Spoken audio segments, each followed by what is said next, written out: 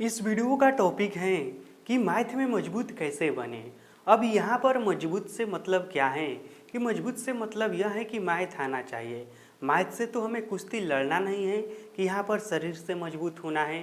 तो फिर यहाँ पर मजबूत में क्या होना है, हमें क्या करना होगा कि हम मैथ में मजबूत हो जाए। तो देखिए, इसको समझने से पहले हम यह समझ लेते हैं कि मैथ में कमज़ोर होना किसे कहते हैं। आप ही बताइए कि आप किसको समझते हैं कि कोई व्यक्ति मैथ में मजबूत है या कमज़ोर है। तो कमज़ोर से कहने का मतलब कि वैसा व्यक्ति जिसको मैथ थोड़ा थोड़ा आता हो या नहीं आता हो, उसे ही ना हम कमज़ोर कहेंगे। जिसको मैथ आता है उसे तो हम कमज़ोर कह नहीं सकते हैं। तो आखिर मैथ में ऐसा है क्या कि अधिकांश लोग इससे डरते हैं और अधिकांश लोगों को मैथ नहीं आता है। तो देखिए, यदि हम मैथ को ध्यान से देखते हैं ना, तो इसमें ज़्यादा कुछ खास नहीं है। केवल यहाँ पर मैं कितना टॉपिक लिखा हूँ, यहाँ पर देखिए टोटल मैं यहाँ पर 14 टॉपिक लिखा हूँ और इसमें से अधिकांश आप लोगों को आता होगा। इसमें से कुछ ही ऐसा टॉपिक होगा जो आप लोगों को नहीं आता होगा। यह जो मैं यहाँ पर 14 टॉपिक लिखा हूँ ना, यह जानते हैं क्या है। देखिए, किसी भी घर को बनाने से पहले क्या बनाना पड़ता है, नींव बनाना पड़ता है, नीचे का नींव। ठीक, तो नीचे का नींव जितना मजबूत होता है वह घर उतना ही मजबूत होता है और उस पर उतनी ही ऊंची इमारतें बन सकती हैं। यदि नीचे का नींव कमज़ोर होगा तो उस पर ज़्यादा ऊंचा इमारत नहीं बन सकता है। कहने का मतलब उसको हम ज़्यादा ऊपर तक नहीं लेके जा सकते हैं। यदि ज़्यादा उसको ऊपर तक लेके जाएंगे और उसका नीचे का नींव मजबूत नहीं रहेगा तो फिर वह घर कैसा होगा, वह घर कमज़ोर होगा और वह ढह जाएगा। कहने का मतलब वह कभी भी गिर सकता है। ठीक, मैथ में भी इसी तरह से होता है।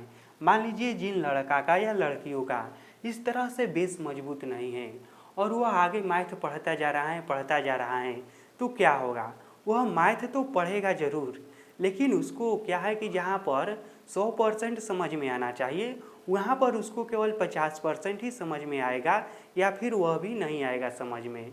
तो मैथ अच्छे से हमें समझ में आए और हम खुद को मैथ में कैसे मजबूत करें, चलिए अब हम समझते हैं। तो देखिए, मैथ की शुरुआत कहाँ से होती है। जब हम छोटे होते हैं तो हमें सबसे पहले क्या सिखाया जाता है, हमें सबसे पहले 1 से लेकर 100 तक गिनती सिखाया जाता है, यही नहीं सिखाया जाता है। और मैथ की शुरुआत भी लगभग यहीं से होता है कि हम सबसे पहले 1 से लेकर 100 तक गिनती सीखते हैं। तो यह तो आप सभी लोगों को आता ही होगा। उसके बाद इसमें दूसरा हमें क्या सीखना है, इसमें हमें दूसरा ज़रूरी चीज़ यह सीखना है कि हमें 1 से लेकर कम से कम 20 तक पहाड़ा आना चाहिए। ठीक, तो हमें दूसरा यह काम कर लेना है कि 1 से लेकर 20 तक पहाड़ा अच्छे से सीख लेना है। इसमें मान लीजिए आपको 20 तक नहीं आएगा तो कम से कम 10 तक भी सीखना होगा। ठीक, उसके बाद क्या है, उसके बाद है जोड़ घटाव है, फिर है गुणा भाग। जोड़ घटाव भी आप सभी लोग जानते ही होंगे और बिल्कुल अच्छे से जानते होंगे। जोड़ घटाव में क्या है, सिंपल जोड़ घटाव होता है, उसके बाद हासिल वाला जोड़ घटाव होता है, उसके बाद भिन्न पर का जोड़ घटाव होता है। ठीक ठीक उसी तरह से गुणा और भाग भी है।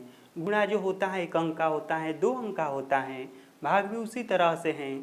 तो जोड़ घटाव गुणा भाग यह सभी लोग आप लोग जानते ही हैं। उसके बाद गुणा और भाग में भी होता है, इसमें भी होता है, सिंपल भी गुणा और भाग होता है, भिन्न पर का भी गुणा और भाग होता है, दशमलव का भी गुणा और भाग होता है। तो यह सब यदि आप सीख लेंगे तो आपका बेस मजबूत हो जाएगा। उसके बाद क्या है, तो उसके बाद है लसा और मसा, लघुत्तम और महत्तम। उसके बाद अगला है कि संख्या की जानकारी, जैसे कि प्रकृत संख्या किससे कहते हैं, सम संख्या किससे कहते हैं, विषम संख्या किससे कहते हैं। तो यह सब हम संख्या के बारे में जानेंगे तो और ज़्यादा हमारा मैथ क्या होगा, मजबूत होगा। उसके बाद अगला है वर्गमूल और घनमूल। 8 नंबर में है बोडमास रूल।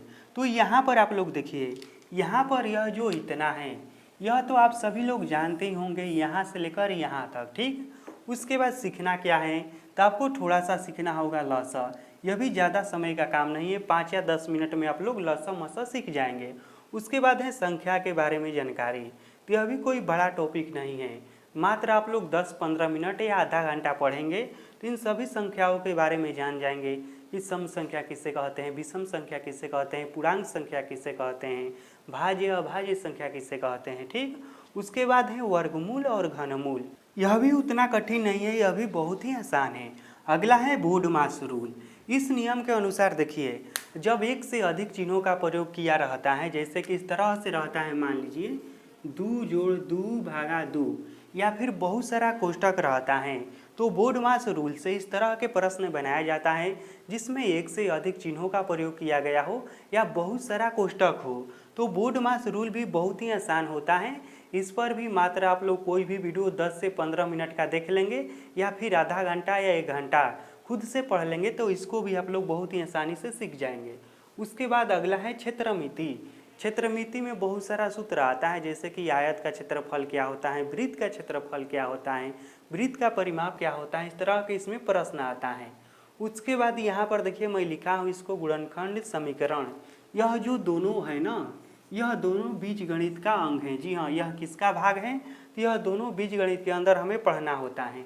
लेकिन इसको मैं अलग क्यों लिखा हूँ, क्योंकि देखिए बीजगणित के बारे में आप लोग बेसिक जानकारी जान जाएंगे, उसके बाद आप लोग मुख्य रूप से गुणनखंड और समीकरण को पढ़ लेंगे तो आपका मैथ अच्छा हो जाएगा।